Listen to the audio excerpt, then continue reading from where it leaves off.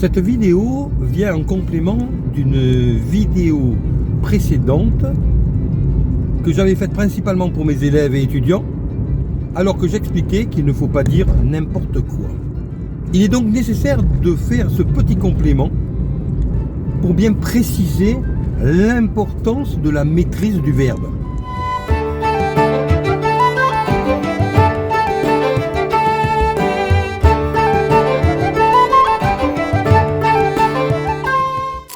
J'ai expliqué que quelqu'un qui mesure les mots qu'il emploie montre qu'il réfléchit à ce qu'il dit et donc il sait ce qu'il dit. C'est ce que j'appelais ne pas parler à tort et à travers. Et le fait de réfléchir à ce que l'on dit fait que l'on sait ce que l'on dit beaucoup plus que quelqu'un qui parle à tort et à travers, et qu'à partir de ce moment-là, on sera beaucoup plus crédible du fait que l'on a conscience de ce que l'on dit par rapport à celui qui parle à tort et à travers et qui ne se rend bien souvent pas compte des implications de ce qu'il dit. J'en viens donc maintenant aux élèves que je fais travailler, aux étudiants, à qui je tiens à préciser l'importance de parler en conscience, c'est-à-dire de bien prendre conscience des mots que l'on emploie, aussi bien à l'oral, lorsque l'on parle à un professeur, lorsque l'on parle à un adulte, lorsque l'on parle à quelqu'un, de manière générale, sachant que nous vivons dans un monde qui est judéo-chrétien, et qu'à partir de cela, le fait qu'un grand nombre de notions comportent des connotations, le plus souvent négatives, ne peut pas être évité. Lorsque l'on apprend, à partir de la 3e, à faire une thèse, une antithèse, puis une synthèse, que l'on apprend à disserter tout au long du lycée, on fait cela à partir de notions qui sont imprégnées de connotations judéo-chrétiennes, qui ont pour base les bons vieux préceptes « tu ne tueras point, tu ne voleras point », etc. Lorsque l'on travaille la thèse, l'antithèse et la synthèse, et que l'on prend pour exemple la peine de mort, l'euthanasie, l'avortement, et bien tous ces thèmes comportent ces connotations qui ont pour base ce « tu ne tueras point ». Car si l'on étudiait cela à partir d'une autre civilisation, asiatique par exemple, eh bien cela serait perçu tout à fait différemment car les connotations sont différentes. Culturellement, les orientaux, les asiatiques et les occidentaux ont une perception de certaines valeurs morales qui sont différentes, et entre autres, concernant la vie, la mort, etc. Cela veut dire que lorsque l'on utilise un mot dans un monde, par exemple dans notre monde occidental, il est indispensable de prendre en compte les connotations que celui-ci comporte. Sinon, on est à côté de la plaque. Il y a des mots qui, au cours de l'histoire, ont pris des connotations. Lorsque l'on parle, par exemple, pour ceux qui s'en souviennent, de l'affaire du détail. Lorsque l'on dit maintenant que quelque chose est un détail de l'histoire, on ne peut pas s'empêcher de penser à cet homme politique qui avait parlé, à tort ou à raison, des camps de concentration et des fours crématoires comme un détail de l'histoire. Car l'horreur de cet épisode nous empêchait de voir cela comme un détail. Même si, en prenant l'histoire dans sa globalité, bien sûr qu'il ne s'agit que d'une petite période et qu'il y en a eu bien d'autres dans l'histoire où il y a tout autant de personnes qui ont été exterminées. Mais l'horreur de la situation nous empêchait d'appeler cela un détail. Et c'est pour ça que maintenant, lorsque l'on parle de détails de l'histoire, on pense à cela. Cela est une connotation. Et donc, je m'adresse ici à mes élèves et étudiants. Lorsque vous écrivez, lorsque vous parlez, vous devez toujours sous-peser les mots, les expressions que vous employez qui peuvent contenir des connotations. Ces connotations doivent être prises en compte. Vous ne pouvez pas faire sans. Et donc, chaque mot doit être sous-pesé. Je me répète, mais c'est extrêmement important, car je vois en permanence des élèves, des étudiants qui disent des choses, qui écrivent des choses, qui comportent des connotations. J'entendais par exemple un étudiant qui, à l'extérieur, interpellait un de ses collègues en l'appelant au cousin. Il n'y a pas de jugement de valeur de ma part. Je ne dis pas que cela est bien ou pas bien. Mais il y a des connotations qui sont ce qu'elles sont et qui seront interprétées d'une manière ou d'une autre par les personnes qui sont autour. Ce qu'il faut comprendre, c'est que lorsque l'on utilise un mot ou une expression, on véhicule par là même toutes les connotations qui sont comprises par ce mot ou cette expression. Alors, on peut faire comme font la majorité des gens, parler en ne faisant pas attention à ce que l'on dit. Mais à ce moment-là, on rentre de toute façon dans ce que l'on appelle la communication non verbale. En ce sens qu'il y a ce que disent les mots, mais il y a également ce qu'ils veulent dire, ce qu'ils sous-entendent, ce qu'ils ne veulent pas dire, ce qu'ils impliquent. Tout cela forme un halo de connotations qui nous font parler au-delà des mots que nous utilisons. Et cela, nous le faisons de toute façon, que ce soit conscient ou inconscient.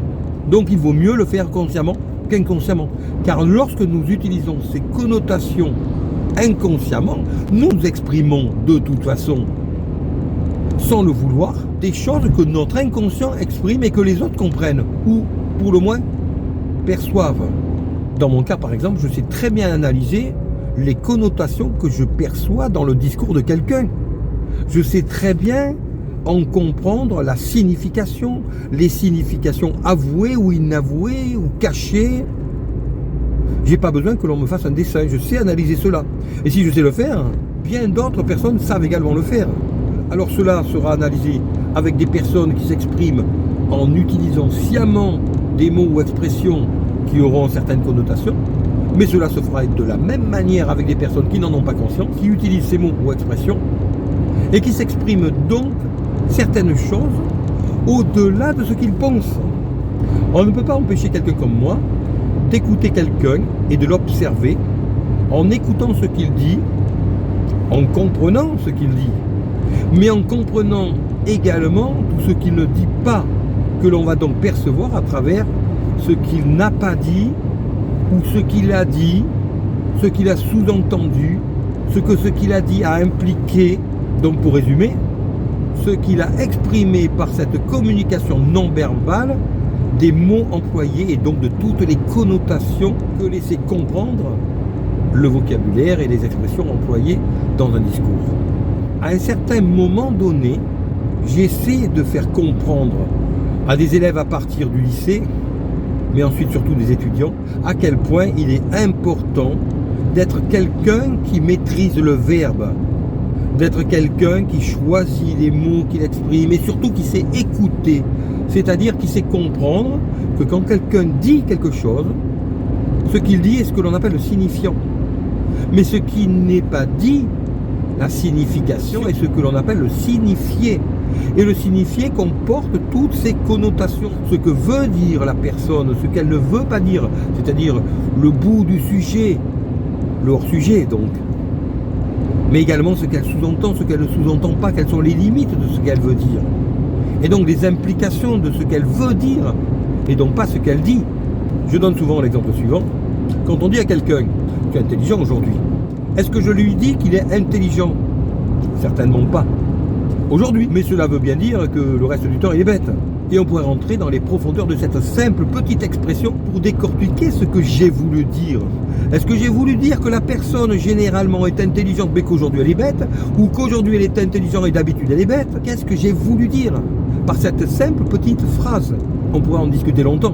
Et si cela s'applique sur une simple petite phrase, cela peut s'appliquer sur une foule d'autres choses. Et cela est fabuleusement intéressant. C'est cela que l'on appelle manier la langue française et manier une langue en général, car cela s'applique dans toutes les langues. Je prends l'exemple également de l'anglais, où l'on dit que le tutoiement n'existe pas.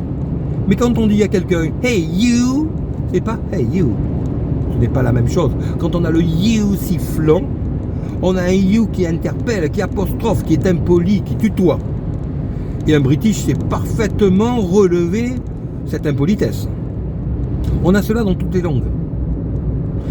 Et à ce niveau-là, on n'est même pas au stade du mot, on est simplement au stade de l'interjection. C'est la même chose en français. Et si l'on va plus loin dans la communication non verbale, un simple regard va pouvoir être insultant, va pouvoir être irrespectueux, ou au contraire, être très respectueux, très poli. La communication est quelque chose d'extrêmement fin, car l'humain peut être fin. Donc nous avons le choix d'être des personnes qui nous exprimons avec finesse ou des personnes qui nous exprimons sans finesse. Mais à partir du moment où des personnes savent s'exprimer avec toute la finesse permise par une langue, eh bien ceux qui le font auront forcément une certaine supériorité de finesse par rapport à ceux qui n'utilisent pas cette finesse, soit parce qu'ils ne la connaissent pas tout simplement, soit parce qu'ils ne savent pas la manier.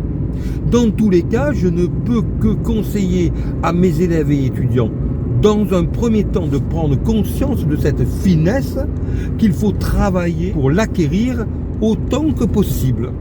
Car quelqu'un qui possède cette arme, qui est la finesse du verbe, est libre d'en faire usage ou pas, alors que la personne qui ne possède pas cette capacité n'a pas la possibilité de choisir d'utiliser quelque chose qu'elle ne maîtrise pas. Elle n'est donc libre que d'utiliser le langage qu'elle possède avec le niveau de finesse qui est le sien. Je terminerai en disant que si à l'époque des chevaliers, l'épée était l'arme des chevaliers, à notre époque, notre épée est notre verbe.